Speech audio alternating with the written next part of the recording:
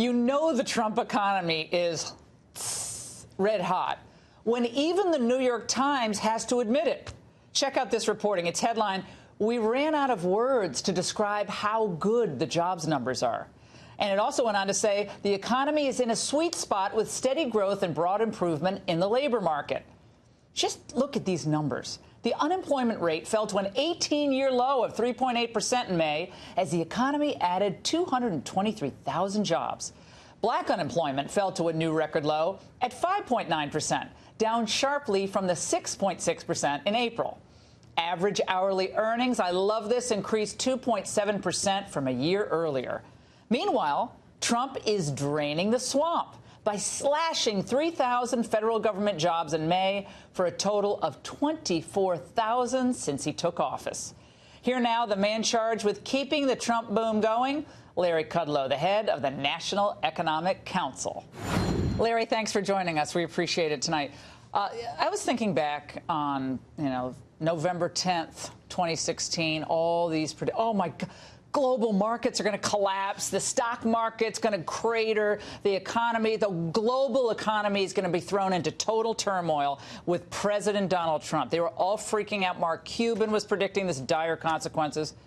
The New York Times had to admit today that things are they're crazy good. Yeah. Wow. Because I remember my great friend Paul Krugman.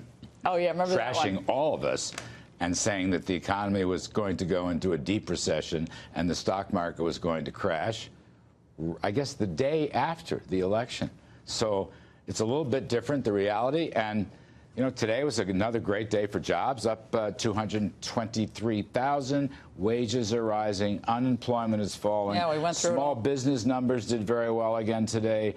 Manufacturing report did very well again today. Look, it's never perfect, but we're on the right track. And you know what? The big issue for my critics and the president's critics in the economic area, you'll never get to 3%. You'll never get to 3%. You can't beat 2%. Well, right now, we're running 4 quarters, 2.9%. And the second quarter, according to the Atlanta Fed's model, GDP now, 4.7%. That's their estimate. I'll be happy with 3. They're saying 4.7. Oh, when's the last time the economy had a quarter at 4.7%? Go. Can you figure? You know what? I probably can't even remember that. No, I think it was. I'm going to say the 1990s is what I'm going to suggest. Probably 94. 4, 5, 6, 7. There's all this good news. New York Times. Trump touts jobs report before official release. Breaking protocol. This is what they seized on because all the other stuff is really good. So Trump tweeted out this morning, looking for those jobs report. Right. That's all he said. Yeah. Waiting for, like the rest of America, looking for the jobs report. Listen, by law and custom, all right, I get the jobs data the night before. I get it from my pal Kevin Hassett at CEA. We take a look at it.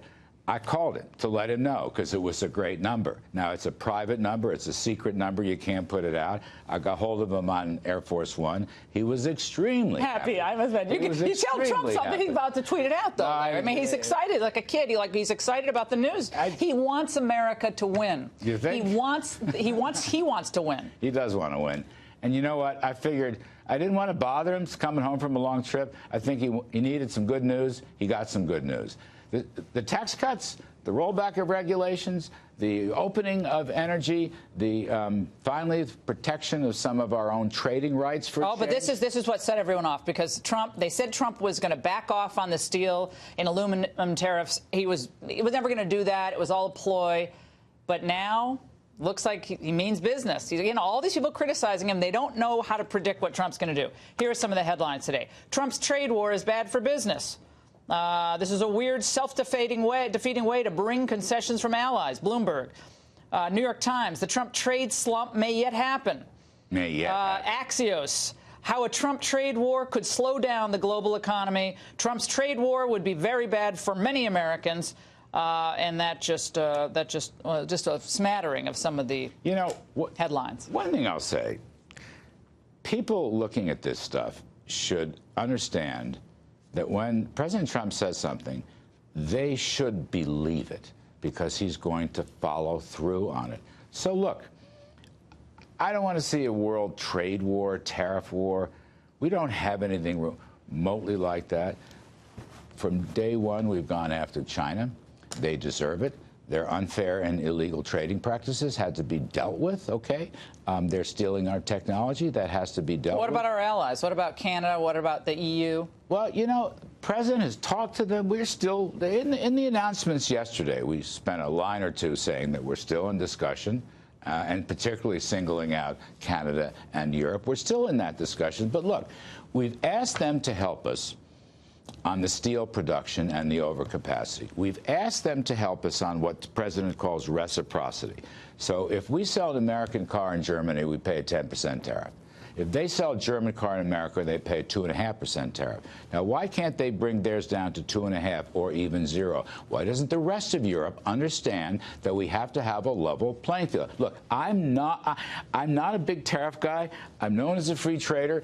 But at President some point, says he's a free trader. He wants reciprocal, fair trade. That's what he says. I want to put something up. No, hang on. That's been our conversation. See, look, free trade will really help economic growth, okay? But you can't have free trade if all these countries, most particularly China, are engaging in unfair and illegal trade. Well, they're subsidizing their companies, so as is Canada. To be cleared away. Canada's dumping $200 million into Toyota production in Canada. They're subsidizing, not to the tune of what China's doing. I want to put up something on the screen for people, so people get why the president believes we have to right the ship here with these tariffs.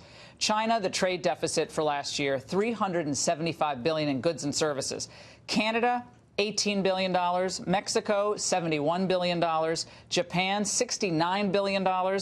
Germany, $65 billion in deficits. Now, the Wall Street Journal and all our free trader friends, that doesn't matter. It doesn't matter. But then they wonder why people turned out to vote for Trump. Manufacturing jobs, blue-collar jobs. We used to have 18 of the top 20 steel manufacturers in the world. Now we have 2, and none of our steel companies are in the top 10 today, Larry. Well, look, we actually run a surplus all in with Canada. The issue. Now, that's when you're doing the timber thing, right? I'm doing the services thing. I mean, I want to give. Now, goods and services, it's $18 billion. But the issue here, I don't really think it's trade deficit. It's not my favorite metric. The issue here is tariffs and non-tariff barriers. So they won't let us sell to them. They won't let us export to them. We are the most competitive economy in the world.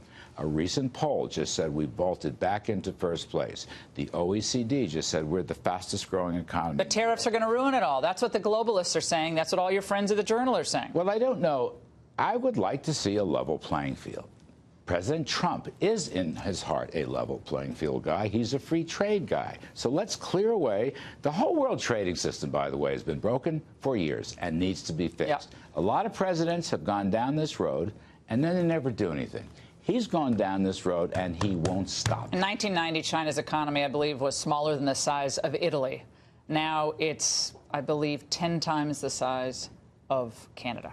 So Japan, excuse me. Fair trading and free market capitalism will beat the Chinese. And I give the president a lot of high marks for sticking to it. And he is not going to let go. Folks should listen to him and come. We're in a family squabble with our allies, okay, in Europe. But guess what? They couldn't stand. It couldn't keep going the way it was going. Come to us. We can make deals. We're going to have plenty of talks. But they've got to do their part. Otherwise, the president has laid out the sanctions. He'll do it. Larry Kudlow, thanks so much for being with us. Thank you, Larry. Appreciate it.